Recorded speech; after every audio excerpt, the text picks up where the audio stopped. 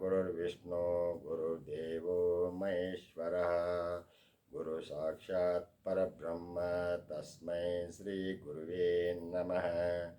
ಅಖಂಡಮಂಡಲಾಕಾರಂ ವ್ಯಾಪ್ತಂ ಏನ ಚರಾಚರಂ ತತ್ಪದಂ ದರ್ಶಿತಂ ಏನ ತಸ್ಮೈ ಶ್ರೀ ಗುರುವೇ ನಮಃ.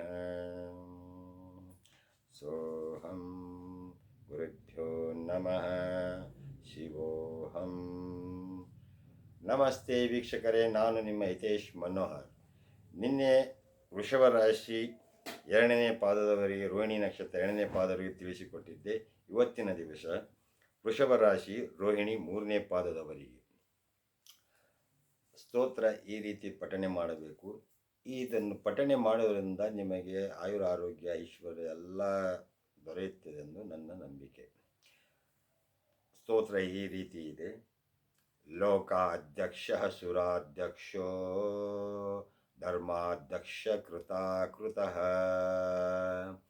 ಚತುರಾತ್ಮ ಚತುರ್ಹಶ್ ಚತುರ್ದಂಷ್ಟ್ರಶ್ಚತುರ್ಭುಜಃ.